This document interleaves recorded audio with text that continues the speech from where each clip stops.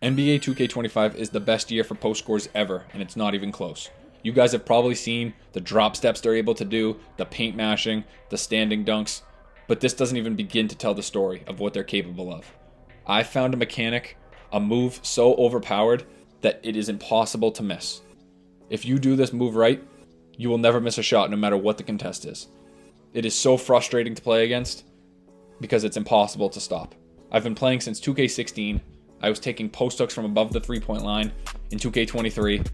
I was taking baseline hooks in 2K21, drop steps in 2K19. None of this even comes close to what you're able to do this year. I don't see how you can lose a game once you've got this down. In this video, I'm going to be showing you guys how to make the best build 2K has ever seen. I'm going to be giving you guys all the animations you need, the jump shot, and then I'm going to be showing you guys how to actually do these moves so that you guys can go out there and never lose a game again. I don't see 2K being able to patch this because of how complicated it is, but they'd have to prove me wrong on that. I haven't uploaded a video in 2 years. I didn't plan on uploading a video. I don't plan on uploading many videos to come, but I felt like I had to come back and show you guys how broken this game truly is. So with that being said, stick around for the video. I'm going to be showing you guys all the stuff I mentioned, and let's get right into it.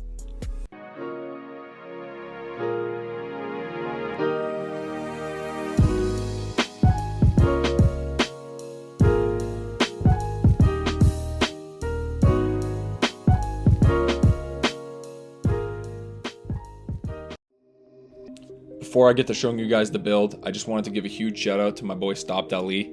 I started playing this game really late. Like I said, I play for fun, and he's the best post scorer in the world right now. He's #1 on Proving Grounds, so check him out if you haven't already. He helped me a ton in making this build and finding the animation, so shout out to him. I wanted to show you guys how diverse this build is too. You can use it for 1s or you can use it for 2s. I've been running 2s with power. We've gone all the way up so that he's #3 in the world right now for 2v2. So you've got Ali doing it on 1v1 and me doing it with power on 2v2. This build can really do it all. Now it's time to show you guys how to make this build. So you're going to want to start from scratch and you're going to want to choose right hand. This is the easiest way to do these close fades. For position, we're going to go center like we usually do, and our height is going to be 7'3", which is the max. Our weight is going to be very specific at 254. Don't question why, it all makes sense in the end. And our wingspan we're going to bring down by 1 inch to 7'7". Now for the attributes, you guys are going to have to be really careful here. If you mess up by just one attribute or switch something up, it's going to ruin the entire build. This build is perfectly constructed to be the meta. So for the close shot, you're going to want to put it at exactly a 92. For your driving layup, you're going to want to bring this up to a 37. You're not going to really use this, so we don't need it. Our driving dunk is the same case. We're going to bring it up to a 57, but we're not going to really use that either. Now our standing dunk is going to go all the way up to a 95. This is really important for this build because we're going to use these a lot, and our post control is also going to go up to a 95.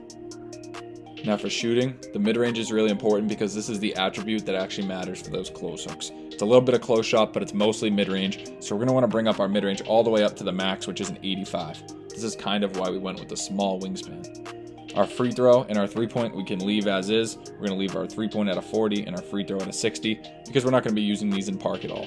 They don't matter. Our pass accuracy we're also not going to touch. This is a 1v1 build primarily, but can be used on 2s. Our ball handle will not matter, and our speed with ball will not matter. Now our interior defense, we're going to bring all the way up to a 93. This is going to help you guard against those other big post scorers. Our perimeter defense is a 44, our steal is a 49, and our block is going to be all the way up to a 97. And as you can see, this gives us Hall of Fame paint protector, which is what you want for any center build in this game.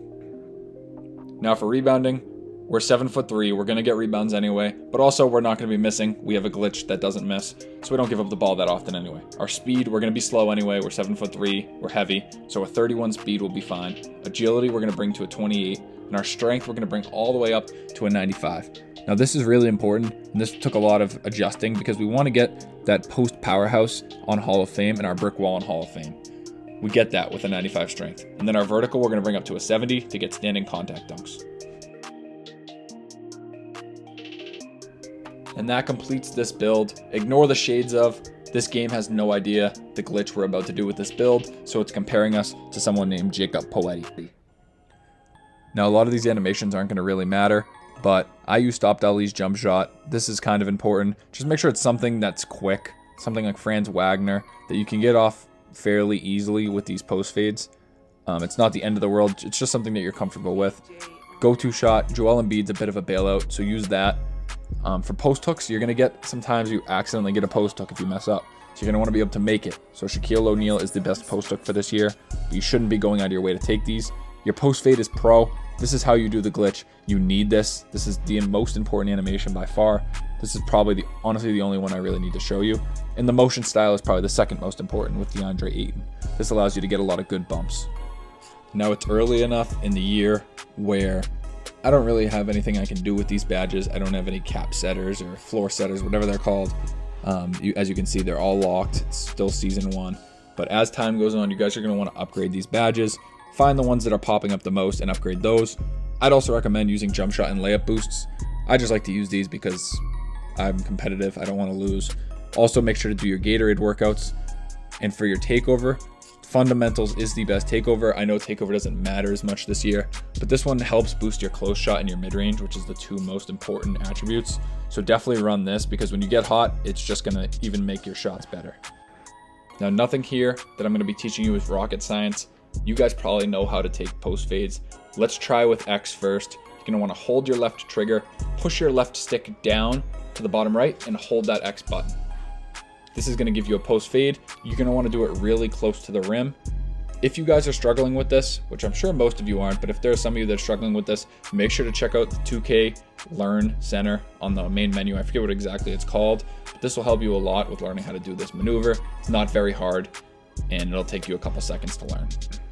Once you start to get the hang of it, just practice moving around a bit in the paint, holding your left trigger, and pushing that left stick away from the rim and holding X. You're going to be getting these close fades and you should be able to green them. Now you're also going to want to learn how to do rhythm shooting. So you're going to combine these 2 things. If you don't know how to rhythm shoot, also check out that 2K Learn Center.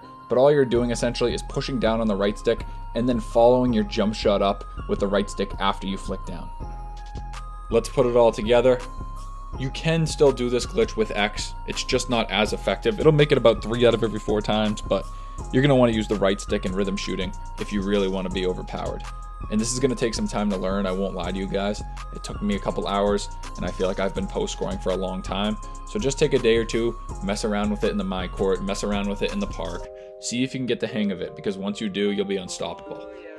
Like I said, I'm keeping this video nice and short, so if you have any questions, feel free to drop them under the video. I'll try to reply. I'm sure someone else has the same question. But other than that, appreciate you guys watching, and have fun dominating NBA 2K25. So I know I'll get a text back, nigga. 45 on my white tee, used to have this shit up on the dash, nigga. Got a lot on my psyche, on my mind, I ain't talking hats, nigga. Like I said on that Syfy, when I train, I tend to overlap, niggas. Heard them niggas wanna fight me, we grown, I don't really scrap, nigga. Been through a lot, I'm forgetting to pray, like what do I say, I know.